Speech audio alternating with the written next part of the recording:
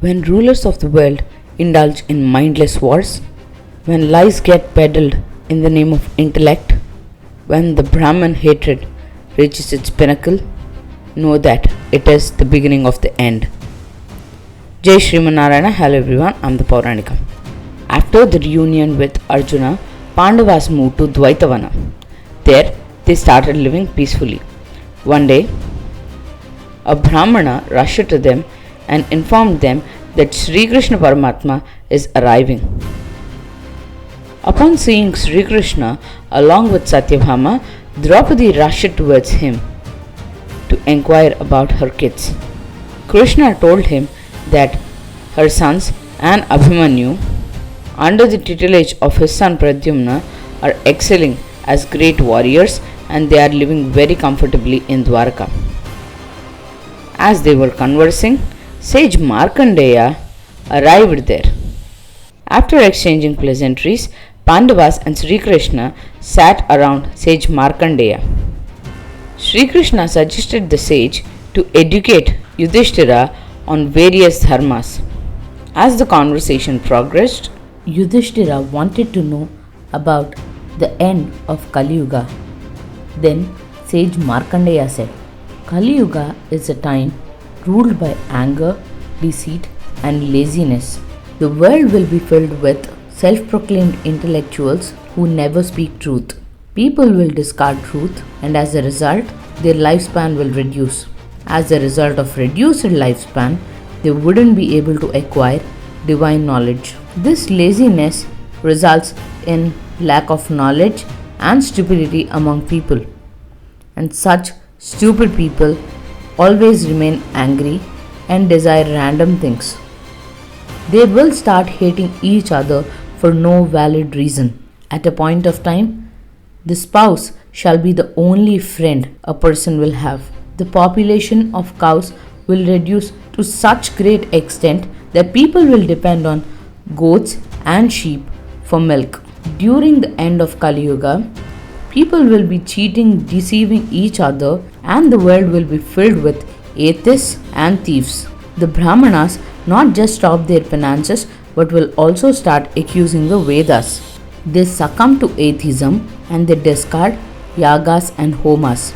The belief in a state of godlessness will push them to resort to despicable deeds. Son may kill a father and the father may kill the son without any regret, and they end up saying that soul is beyond all these. Such blabbering in the name of philosophy shall become acceptable. The world will be filled with barbarians. The evil kings will keep on inciting each other for war.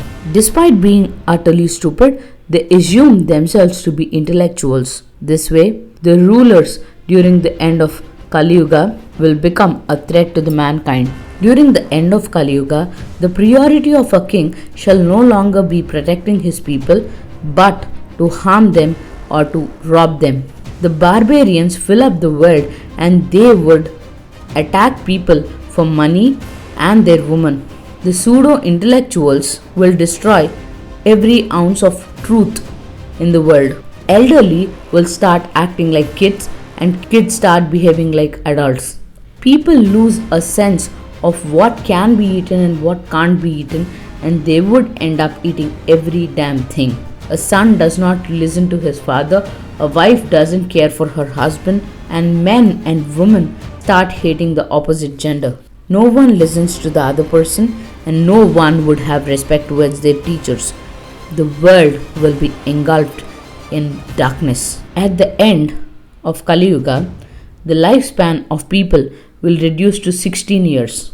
Girls as young as 5 to 6 years old will be able to bear children, and boys as young as 8 years old will be able to procreate. Poverty takes over the world and violence becomes an everyday deed.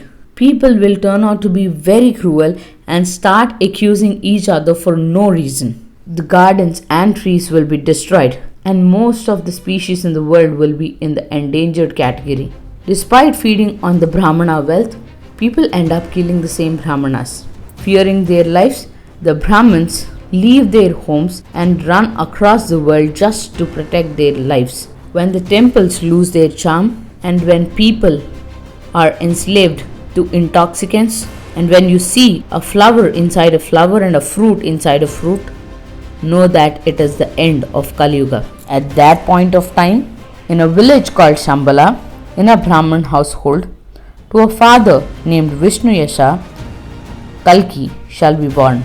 Just by his will, he would acquire all the weapons and vehicles that would enable him to protect the world and rid the world of the barbarians, thieves, and cheaters. He frees the world of evil population and leads people from Kaliyuga to Satya Yuga, said Sage Markandeya. While Yudhishthira was learning various dharmas from Sage Markandeya, Draupadi and Satyabhama started their own conversation. Satyabhama curiously asked Draupadi, Draupadi, how did you manage to win over your husbands like that? They are so devoted and committed to you. Is there any vrata, puja, penance, a mantra, a tantra, or even a medicine that can make my husband so devoted and committed to me? Please tell me, said Satyabhama. Then Draupadi said, Satya, this is never an ideal way to win over your husband. If a husband learns that you are resorting to such practices, he may keep you distant. Also, many times the enemy kings take advantage of a woman's intent to get a devoted husband, and they send dangerous medicine that would cost the king's life, saying that it would make the woman win over her husband. So one should not resort to any of these practices. Instead, you can win over your husband's love by being devoted, kind, affectionate, and soft spoken. Looking at such behavior, he will also realize how much you love him. A warm greeting when he returns home will communicate your love to him more than anything else. Always remember, a secret between you both must always be a secret. You must never ever reveal it to anyone else. In the same way, you must not keep any secrets from your own husband. Be a great host to the people whom he loves, and never entertain the people whom he doesn't like. Hold to your values and be pleasant and happy around him. If you do these, you will know the true affection of your husband, Draupadi said to Satyabhama.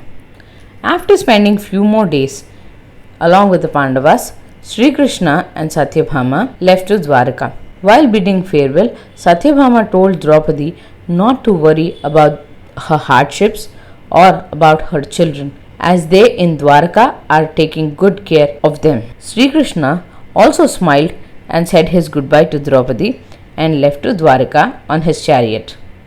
Thank you. Jai Shri Narayana.